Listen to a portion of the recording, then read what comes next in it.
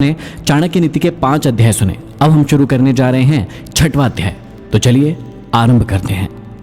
6वें अध्याय के आरंभ में श्री चाणक्य हमें समझाते हैं कि मनुष्य शास्त्रों को पढ़कर धर्म को जानता है और मूर्खता को त्याग कर ज्ञान की प्राप्ति करता है तथा शास्त्रों को सुनकर मोक्ष प्राप्त करता है।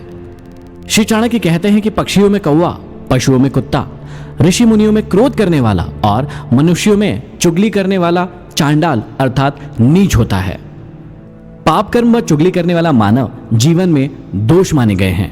इन्हें करने वाला मनुष्य ऋषि मुनि होने पर भी चांडाल होता है, जैसा पक्षियों में कौवा और पशुओं में कुत्ते को नीच माना गया है।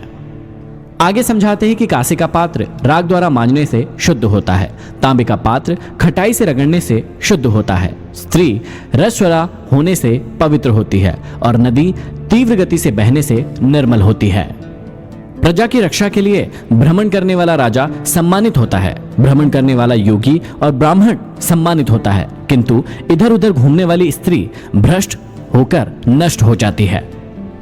जिसके पास धन होता है उसके अनेक मित्र होते हैं, उसी के अनेक बंधु बांधव भी होते हैं, वही पुरुष कहलाता है और वही पंडित कहलाता है।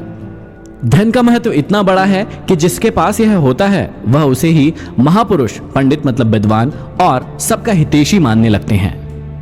आगे समझाते हैं कि जैसी काबिलियत होती है वैसी ही बुद्धि हो जाती है, उद्योग धंधे भी वैसे ही हो जाते हैं और सहायक भी वैसे ही मिल जाते हैं। काल अर्थात समय या मृत्यु ही पंचभूतों पृथ्वी, जल, वायु, अग्नि और आकाश को पचाता है और सब प्राणियों का संहार भी काल ही करता है। काल की सीमा को निश्चय ही कोई भी लांघ नहीं सकता, काल की गति को कोई रोक नहीं सकता। समय चक्र में आकर सभी को एक न एक दिन नष्ट होना ही पड़ता है। आगे समझाते हैं कि जन्म से अंधे व्यक्ति को कुछ दिखाई नहीं देता, काम में आसक्त व्यक्ति को भला बुरा को सुझाई नहीं देता, मत से मतवाला बना व्यक्ति या प्राणी कुछ सोच नहीं पाता और अपनी जरूरत को सिद्ध करने वाला दोष नहीं दिखा करता। धन और शक्ति के अहंकार से भरा व्यक्ति अपना विवेक खो बैठता है, उसे केवल अपना स्वार्थ ही सर्वोपरि दिखाई देता है। उसकी दशा उस अंधे के समान होती है जो जन्म से अंधा होता है। जीव स्वयं ही नाना प्रकार के अच्छे बुरे कर्म करता है, उसका फल भी स्वयं ही भोगता है। वह संसार की मोहमाया में फंसता है और स्वयं ही इसे त्यागता भी है। आगे समझाता है कि राजा अपनी प्रजा के द्वारा किए गए पाप को, पुरोहित राजा के पाप को, पति अपनी पत्नी के द्वारा किए गए पाप को और गुरु अपने शिष्य के पाप को भोगता है।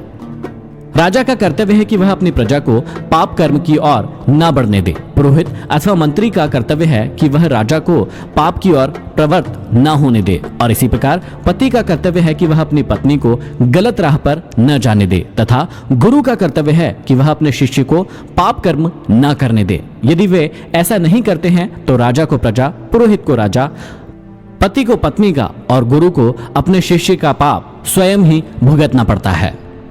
आगे कहते हैं कि जो पिता अपनी संतान पर अपना कर्ज छोड़कर जाता है वह शत्रु के समान है। जो माता पतन के मार्ग पर चल रही है वह संतान के लिए शत्रु है। जो स्त्री सुंदर है उसकी रक्षा में पति को बहुत कठिनाई झेलनी पड़ती है, क्योंकि सभी की दृष्टि उस पर रहती है और यदि संतान मूर्ख हो तो वह माता पिता के लिए शत्रु से कम नहीं होता है।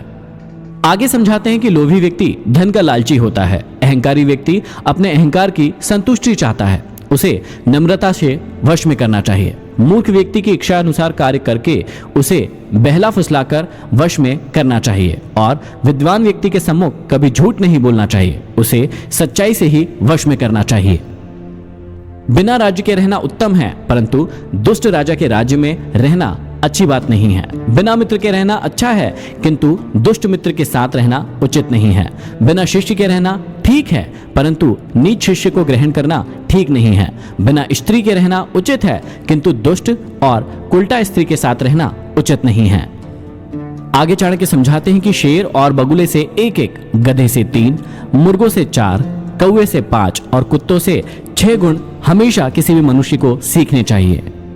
इन्हें समझाते हुए कहते हैं कि काम छोटा हो या बड़ा, उसे एक बार हाथ में लेने के बाद कभी नहीं छोड़ना चाहिए। उसे पूरी लगन और सामर्थ्य के साथ करना चाहिए। जैसे शेर पकड़े हुए शिकार को कदापि नहीं छोड़ता, शेर का यह गुण हमें अवश्य लेना चाहिए। अर्थात मनुष्य जो भी काम करे उसे पूरी शक्ति और लगन के साथ करे, पूरा साहस और सामर्थ्य लगा दे। कार्य करते समय इन बातों को न देखे कि कार्य बहुत छोटा है, उसे तो बस हम यूं ही कर लेंगे। यह अवस्था आलस्य की होती है।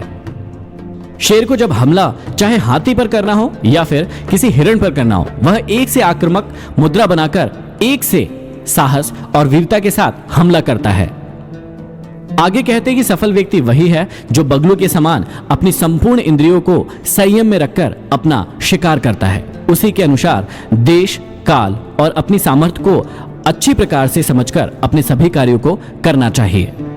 हमें बगुले से यह एक गुण ग्रहण करना चाहिए, अर्थात एकाग्रता के साथ अपना कार्य करें तो सफलता अवश्य प्राप्त होगी। अर्थात कार्य को करते वक्त अपना सारा ध्यान उसी कार्य की ओर लगाना चाहिए, तभी सफलता मिलेगी। बगुला वहीं ध्यान लगाकर बैठता है जहां मछली मिलने की आशा होती है, अन्यथा उड़कर दूसरी जगह चला जाता है। आगे समझाते कि अत्यंत थक जाने के बाद भी बोझ को ढोना, ठंडे गर्म का विचार ना करना, सदा संतोष पूर्वक विचरण करना, ये 3 बातें हमें गधे से हमेशा सीखनी चाहिए। बुद्धिमान व्यक्ति को कभी भी अपने कर्तव्यों से विमुख नहीं होना चाहिए। उसे अपने कार्य को बोझ नहीं समझना चाहिए, ऋतुओं के प्रभाव को भी अनदेखा कर देना चाहिए और संतोष के साथ अपने कार्यों को करते रहना चाहिए। ये 3 गुण गधे में पाए जाते हैं जो हमें अपनी जिंदगी में सीखना चाहिए।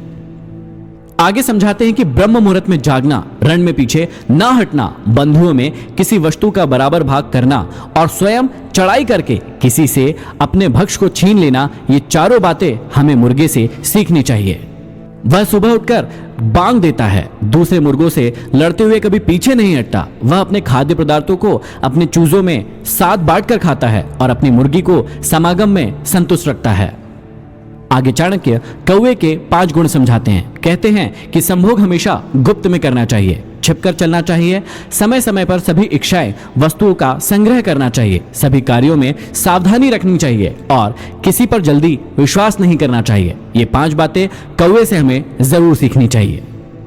अब बताते हैं कुत्ते के 6 गुण। बहुत भोजन करने की शक्ति रखने पर भी थोड़े भोजन में ही संतुष्ट हो जाए, अच्छी नींद सोए, परंतु जरा से खटके पर ही जाग जाए, अपने रक्षक से प्रेम करे और शुद्धता दिखाए। इन 6 गुणों को हमें कुत्तों से सीखना चाहिए। यदि आप इन सभी गुणों को अपनी जिंदगी में उतारेंगे तो आपको सफलता अवश्य मिलेगी। यह था भाग 6। अब हम बढ़ते हैं भाग 7 की ओर।